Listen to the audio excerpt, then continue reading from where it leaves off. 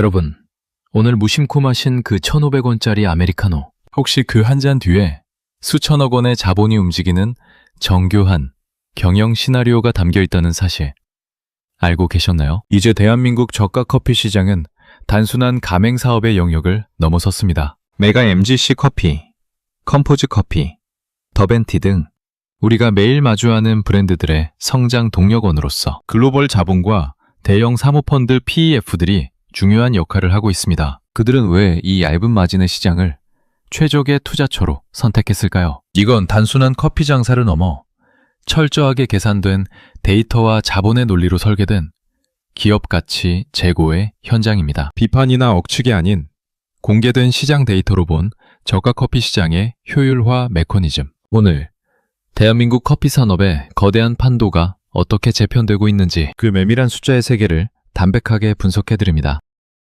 대한민국 도심 어디를 가도 100m 이내에 하나씩 위치한 저가 커피 매장들. 우리가 흔히 접하는 이 시장은 이제 거대 사모펀드들의 핵심 자산 운용처로 완벽히 변모했습니다. 메가 MGC 커피는 프리미어 파트너스 등의, 컴포즈 커피는 글로벌 전리비 푸즈스 등에 인수되며 수천억 원의 기업 가치를 증명해냈습니다. 사모펀드가 이 시장에 주목한 이유는 단순히 커피 판매량이 많아서가 아닙니다. 첫 번째는 필수 소비재로서의 강력한 방어력입니다. 경기 불황에도 커피 소비는 쉽게 줄어들지 않으며 특히 저가 커피는 불황일수록 수요가 몰리는 특성을 가집니다. 두 번째는 안정적인 현금 흐름, 캐시플로우입니다. 수천 개의 가맹점에서 매일 발생하는 현금 결제와 원부자재 대금은 사모펀드 입장에서는 매우 매력적인 유동성 자산입니다. 과거 개인 창업주의 운영 철학에 의존하던 프랜차이즈 시대는 지났습니다. 이제는 철저하게 엑셀 시트 위에 숫자로 관리되는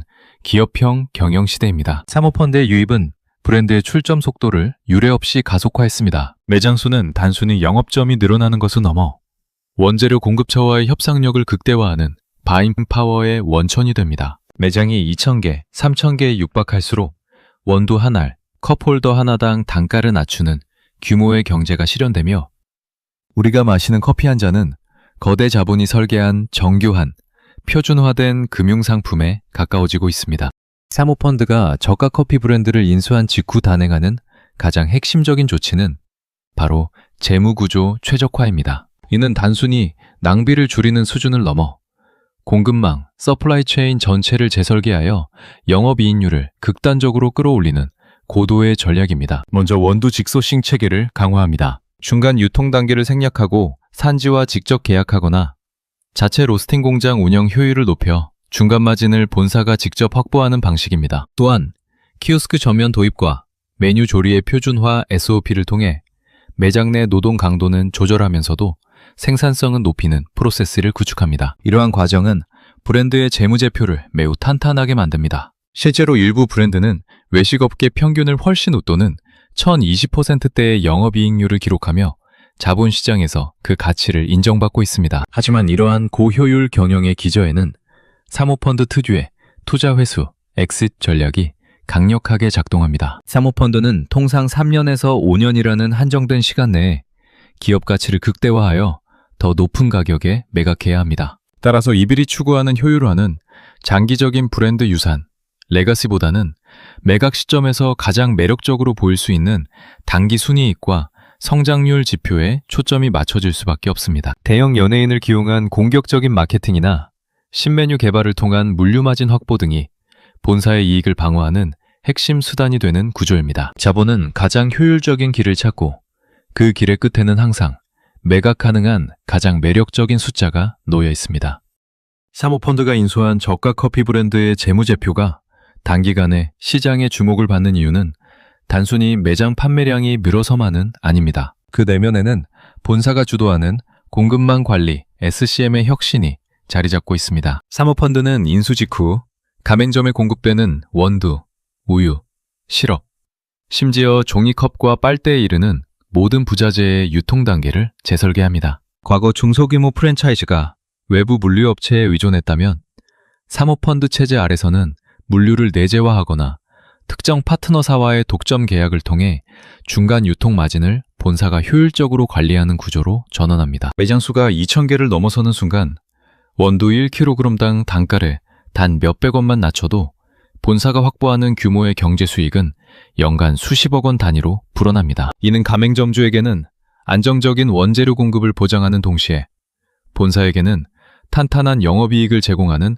핵심 동력이 됩니다. 최근에는 브랜드 인지도를 단기간에 끌어올리기 위한 매스 마케팅 전략도 두드러집니다. 수십억 원대 몸값의 특급 연예인을 광고 모델로 기용하는 것은 기업 가치를 높여 추후 매각, 엑시트 시 유리한 고지를 점하기 위한 고도의 투자입니다. 여기서 주목할 점은 이러한 막대한 마케팅 비용의 분담 구조입니다. 사모펀드는 법적 가이드라인 안에서 본사와 가맹점이 비용을 분담하는 방식을 도입하여 본사의 재무적 부담은 줄이면서 브랜드 파워는 극대화하는 전략을 취합니다. 1,500원이라는 소비자 가격을 유지하면서도 본사가 안정적인 이익률을 방어할 수 있는 이유는 이처럼 물류 마진과 효율적인 마케팅 비용 배분이 톱니바퀴처럼 맞물려 돌아가기 때문입니다.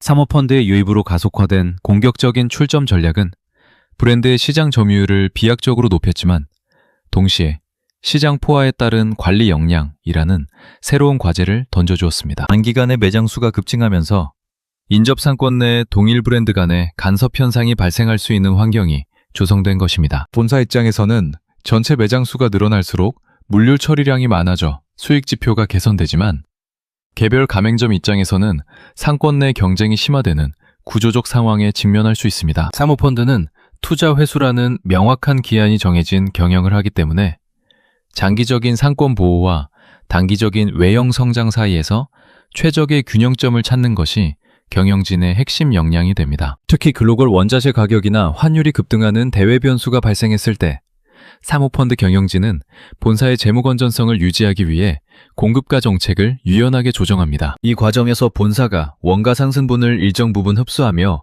가맹점의 부담을 덜어주는 상생 모델을 구축하느냐, 혹은 효율 중심의 수익 방어에 집중하느냐가 브랜드의 장기적 평판을 결정짓는 잣대가 됩니다. 사모펀드 주도의 저가 커피 시장은 이제 숫자의 성장을 넘어 현장과의 지속 가능한 파트너십을 어떻게 유지할 것인가라는 중요한 시험대에 올라와 있습니다. 자본의 효율성이 극대화된 시스템 속에서 가맹점의 수익성이 담보되어야만 본사의 기업 가치 또한 장기적으로 우상향할 수 있다는 점은 사모펀드 경영진 역시 깊이 고민하는 대목입니다.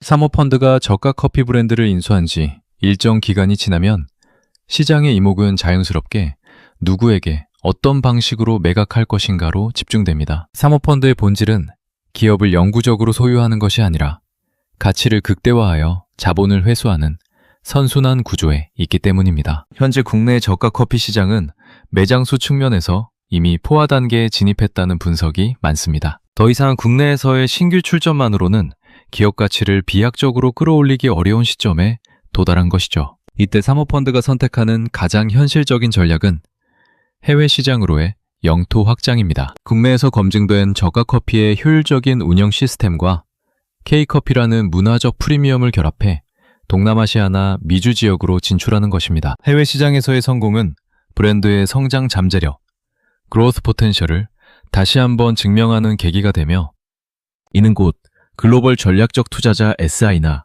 또 다른 대형 사모펀드에게 매각할 때 몸값을 높이는 핵심 지표가 됩니다. 또한 단순히 커피를 판매하는 제조사에서 벗어나 물류 자회사를 설립하거나 디저트 라인업을 내재화하는 수직 계열화를 통해 종합 F&B 플랫폼으로 덩치를 키우기도 합니다. 이렇게 몸집을 불린 브랜드는 자본시장에서 더욱 매력적인 매물로 평가받게 됩니다. 사모펀드는 이 마지막 매각 단계에서 최상의 재무 성과를 보여주기 위든 리브랜딩과 시스템 고도화에 전력을 다하며 이는 자본의 논리에 따른 지극히 자연스러운 기업 가치 제고 과정이라 할 수 있습니다.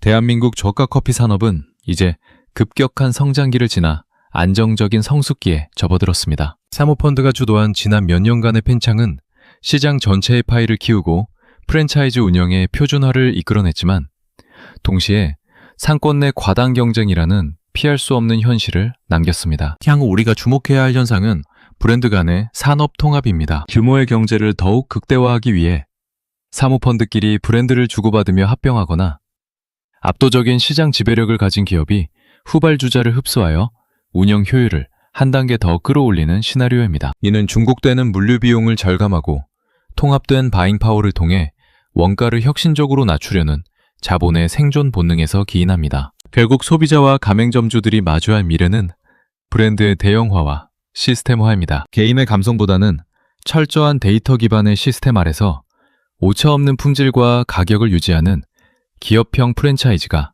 시장의 주류를 유지할 것입니다. 사모펀드의 자본은 수익을 찾아 또 다른 산업으로 이동하겠지만 그들이 남긴 효율 중심의 경영 시스템은 한국 외식 산업의 새로운 표준으로 남게 될 것입니다. 성장이 둔화된 곳에서 통합을 통해 새로운 이익을 창출하는 자본의 흐름은 저가 커피 시장을 더욱 단단하고 체계적인 산업군으로 변모시키고 있습니다. 결국 우리가 매일 마시는 1,500원짜리 커피 한 잔은 단순한 기호식품을 넘어 거대 자본이 설계한 정교한 수익 모델과 경영 전략의 결정체라 할 수 있습니다. 사모펀드는 효율을 극대화했고 그 결과 우리는 언제 어디서나 균일한 품질의 커피를 저렴하게 마실 수 있는 환경을 얻었습니다. 하지만 자본은 언제나 더 높은 효율과 확실한 투자 회수를 향해 움직입니다. 사모펀드가 기업 가치를 충분히 높여 떠나고 난 뒤 이 거대한 시스템을 지속 가능하게 만드는 것은 결국 현장을 지키는 가맹점주들의 땀방울과 이를 지지하는 소비자들의 선택일 것입니다. 숫자로 증명되는 효율의 시대, 그 이면에서 벌어지는 자본의 흐름을 이해하는 것이 우리가 시장을 더 객관적으로 바라보는 힘이 될 것입니다. 오늘 분석한 사모펀드와 저가 커피의 역학관계가 여러분의 일상 속 소비와 경제활동에 작은 통찰이 되었기를 바랍니다. 시청해주셔서 감사합니다.